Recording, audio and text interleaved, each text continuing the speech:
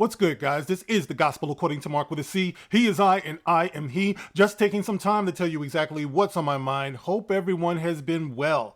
Listen, guys, real quick, I want to bounce this off of you guys because I think it's interesting. I want to ask you a question about this because one of the things that's been dogging me, like in my adult life as a Star Trek fan, is why I don't have any Star Trek to watch these days. And when you have something like like 3 different Star Trek series, and they tried to jumpstart the movie franchise, but yet and still, I unfortunately, tragically, still feel like a man without a Star Trek, And I'm wondering why that is when you have so many of these Star Trek projects out there. Now, I'm going to give you a brief example of what I consider to be the problem, okay? Because one of the things that I always hear with these franchises, whether it's Star Trek or Star Wars or anything else, there's this nagging sentiment that people have where they say, well, any Star Wars is good Star Wars and any Star Trek is good Star Trek. Would you rather have nothing?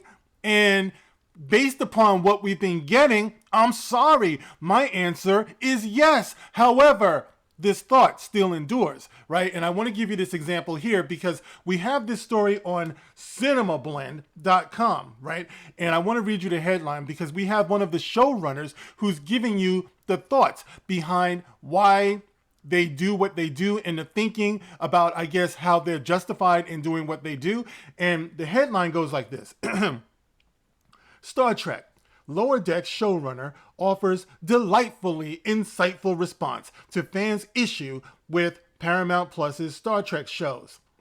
The guy's name is Mike McMahon, and he got real with those in attendance. Star Trek Mission Chicago was a major event for the storied science fiction franchise, and this is especially true for the team behind the animated Star Trek Lower Decks. Never saw one episode of that. All I need to do is see some of the stills. I understand some people might like this, but I don't go to Star Trek for this type of thing, okay? However, going on.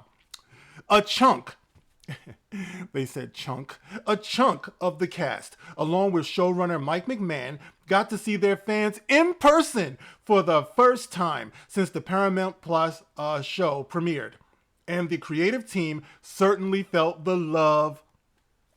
Unfortunately, with that love came a bit of disparagement in regard to other recent Trek productions, which prompted a delightfully insightful response from McMahon.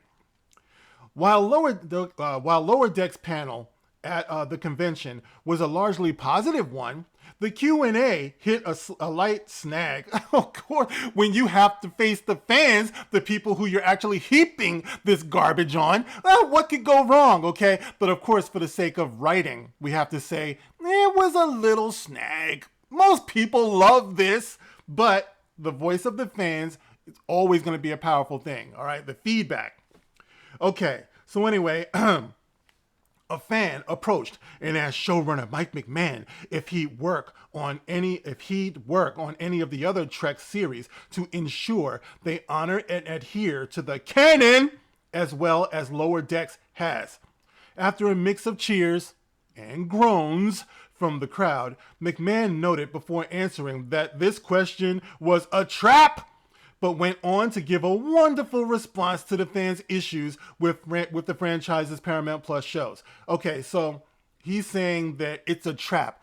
Oh, why would it be a trap? I would think that it would be a joyous thing to explain to your fans, the ones that you're marketing this stuff to, what your creative process and intentions are. Why would it be a trap? Why are you sensing the danger? Why are you getting defensive? Because you know that there's something out there that the fans are telling you that this is not something that they're actually liking or appreciating to the extent that you want it to be, that is.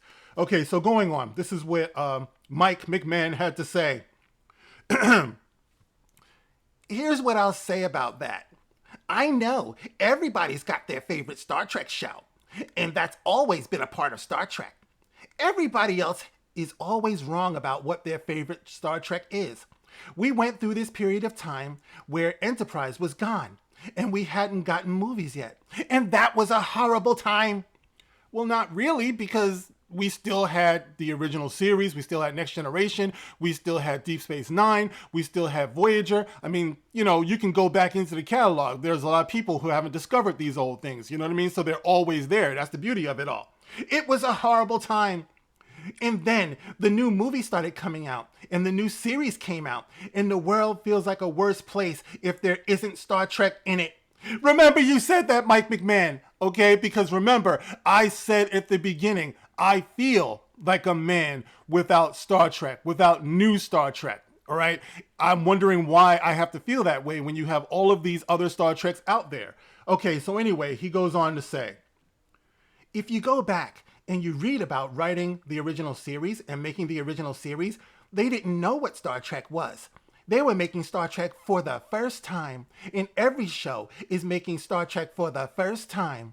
In some ways, the other Star Treks that are on, and I love in all, in some ways, the other Star Treks that are on that I love in all of their own ways are those all making Star Trek for the first time.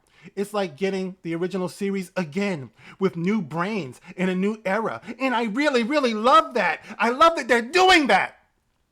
Okay, Mike McMahon, here's the difference, okay? You could say that, and I could appreciate that if it wasn't for the forced diversity and inclusion piece, okay? Because clearly, that's what's hindering these new Star Treks. If you were just making Star Trek for the very first time, I could appreciate it if you were blowing my mind, all right? But when I turn on Star Trek and I see a bridge full of women with half their head shaved, women who have the attitude that men can't tell them anything, women who are flawless, who have no character flaws whatsoever, well, I'm not feeling the depth, okay?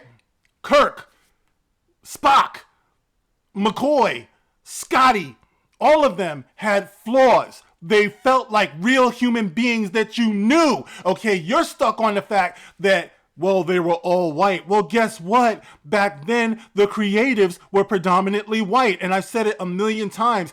In the good book, the Bible, the very Lord is said to have made his creation in his own image.